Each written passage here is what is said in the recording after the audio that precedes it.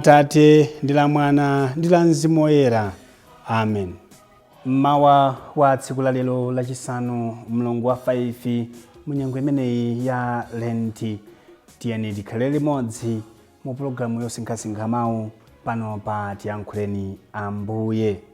Mawu athu oyamba akuchokera m'buku la mneneri Yeremiya mutu wa 20 ndime ya 10 kulekera 13, pamene uthenga wathu ukuchokera mu uthenga monga adalembera Yohane Woyera. Yohane mutu wa 10 ndime ya 31 kulekera 42. Amene akutiwerengera mthenga wabwino komanso kutigawira mawu ndi Reverend Father Luke Anatole Welemu, achipani cha Komboni Missionaries, kuchokera ku Rirangwe Parish mu Archdiocese ya Blantyre. Tikuumemani kuti tikhalire limodzi. Ambuye akhale nanu. Mawu muthenga wabwino monga adalembera Yohane Woyera. Yohane mutu wa 10 ndime ya 31 kulekera 42. Pa nthawi yomweyo Ayuda adatulanso miyala kuti amulase. Yesu adawafunsa kuti, ndakuonetsani ntchito zabwino zambiri zimene Atate adandichititsa, nanga mwa zimenezi ntchito imene mukuti mundiponyere miyala ndi iti? Anthu aja adamuyankha kuti, sitikufuna kukuponya miyala chifukwa cha ntchito yabwino ayi, koma chifukwa ukunyoza Mulungu. Iwe amene uli munthu chabe ukudziyesa Mulungu. Yesu adati, kodi m'malamulo mwanu suja mudalembedwa kuti Mulungu adati ndinu milungu?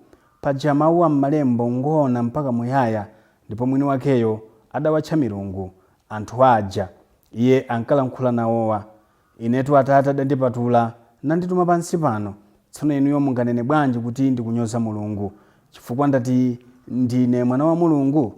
Ngati sindichita ntchito zimene Atate anga adandipatsa, musandikhulupirire.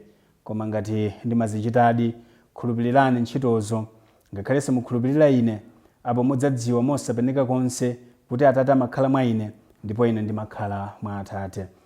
Pamenepo anthu aja adafunanso kumugwira, koma iye adazemba. Yesu adabwereranso kutsidya kwa mtsinje wa Yorodani kumene Yohane ankabatizira anthu poyamba paja, ndipo adakhala komweko. Anthu ambiri adadza kwa iye nkumanena kuti Yohane sadachite chizindikiro chodabwitsa ayi, koma zonse zimene ankanena za munthuyu zinali zoonadi. Motero anthu ambiri adakhulupirira Yesu kumeneko. Umenewu ndiwo uthenga wa Ambuye. Ulemu kwa inu Ambuye Yesu Khristu.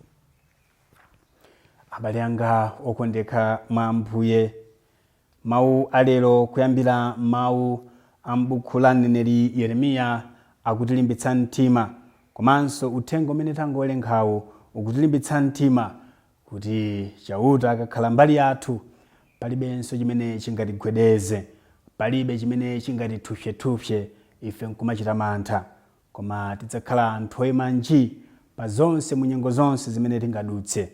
Poyamba mneneri Yeremiya akutero kuti chauta ali nane, ndiye wankhondo woponsa.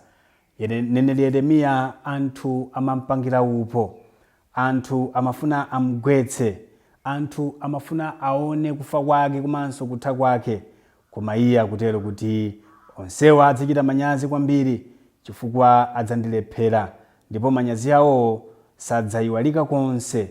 Inu chauta wamphamvu zonse, amene mumaweruza anthu molungama, amene mumapenyeza mu mtima, ndikupereka mlandu wanga kwa inu.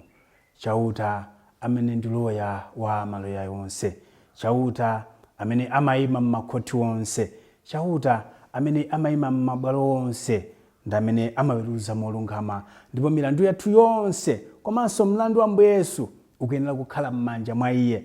Zonse zikakhala m'manja mwa chauta, inde Mulungu amaziyendesa bwino, Mulungu amatipatsa chipambano. Pamenepa akufunanso kutilimbitsa mtima kuti tisamakhale anthu amantha. Ngati chauta ali mbali yathu, kodi iliponso mphamvu ina yoposa mphamvu ya chauta? Chiliponso china chachikulu kuposa chauta?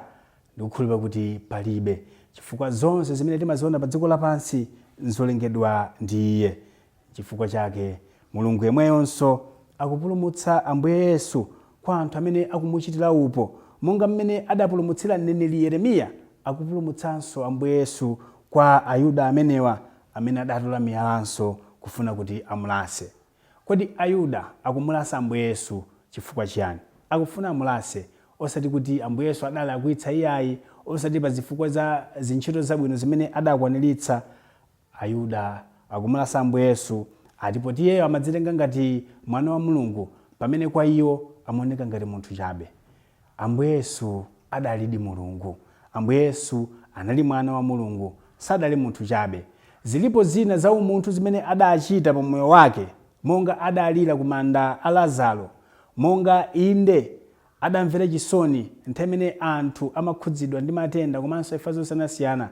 Ambuye Yesu mu munthu umenewu sadachimwepo. Choyamba chimene chimasiyanitsa umunthu wa ife ndi wa Ambuye Yesu ndi chimene chikuti anali nawo munthu, koma adachita zonse bwino, adachita zonse mokhonza, adachita zonse mokomera Mulungu, kusiyana ndi ife amene timachita zokomera Mulungu pa nthawi kamodzi, pa nthawi pena timakhala anthu antchito zakumdima.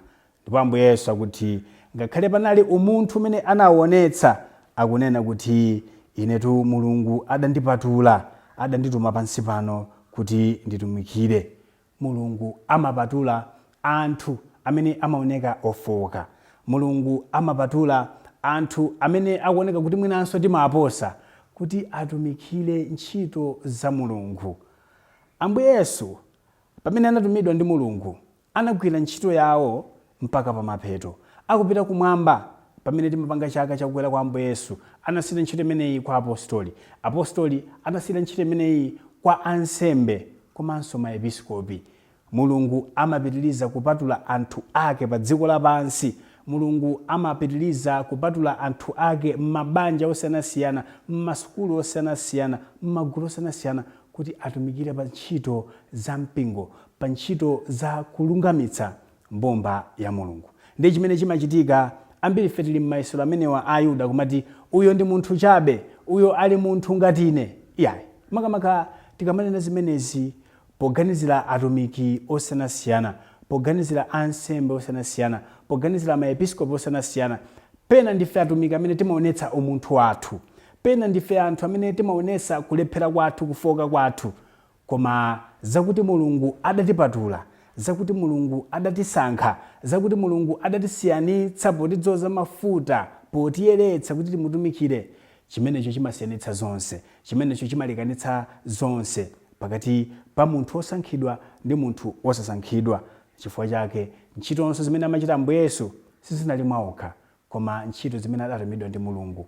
Ifenso atumiki anu timachita ntchito osati zimene tadzituma tokha. Ntchito lalikayi ndi ntchito imene Ambuye Yesu anatipatsa. Muthenga wake wa Mateyu muja amanena kuti pitani ku dziko lonse lapansi, kalalikeni uthenga wabwino, mukafalitse onse, mukasandutse alaliki anga, mukawabatize mu dzina la Atate ndi la Mwana ndi la Mzimu Woyera. Umenewu ndi uthenga umene ifeyo timanyamula. Imeneyi ndi ntchito imene ifeyo timayigwira usiku usana. Amene amanyozera oluza amakhala iwowo. Pamene Ayuda amanyozera ntchito za Ambuye Yesu, amene amenera kupindula ndi Ayuda omwewo. Munyengo imeneyi, nyengo ya Lenti, tiyeni tipempherere poyamba atumiki a Mulungu. Atumiki a Mulungu kayanda akatikisi, masistere, ansembe, maepiskopi, apapa amene chifukwa cha kunyozedwa, chifukwa cha zolankhula ndi anthu, ambiri amafoka, ambiri sayenda chisogolo. Tiyeni tipemphererane kuti tikumbukire kuti anthu anatumidwa, anthu anapatulidwa, ndipo ntchito imene tikuyenera kuchita ndi ntchito ya Mulungu. Komanso tipempherere anthu amene amaphweketsa, anthu amene amaona ngati kuti poti wansembe adabadwira m'banja lakuti, anthu amene amaona ngati poti mtumiki anaphunzira sukulu yakuti, ankapanga zakuti, ndofanana fepa zakuti, ndiye chimodzimodzi. Iyayi, si chimodzimodzi. Akadafuna Mulungu kuti ntchito yake igwiridwe ndi angelo, sizidakamulephereka, akadakwaniritsa. Koma adafuna kuti ntchito yake igwiridwe ndi anthu amene tidaphunzira nawo primary school, mwinanso ankabaza olembera ali ku primary school, anthu amene tidaphunzira nawo limodzi ku secondary school, mwinanso ankapangatizi. Koma pano ndi atumiki, pano ndi opatulika. Timve ntchito zimene amachita, tisawaweruze, tisawafokese, pokamba za mbuyo mwawo iyayi. Ambuye Yesu akutero kuti ine ngati umboni wanga ngwa ine ndekha ndeti ngwa chabe. Tiyeni tonse mbumba ya Mulungu munyengo imene ya Lenti tikhale anthu ochitira umboni dzina la Yesu Khristu. Tisamakokerane mbuyo, tisamagwetsane ulesi, tisamafoketsane. Chifukwa pakutero tikamafoketsana tokha ufumu umodzi kugalukirana ndikuti Satana amasangalala. Tili pano kuti Satana aapsye mtima, oyipayo ayaluke. Chifukwa dzina limene tikulilemekeza, dzina limene lili mbali yathu ndi dzina la Mulungu, dzina la Mulungu wamoyo amene aukitsa Ambuye Yesu kwa akufa.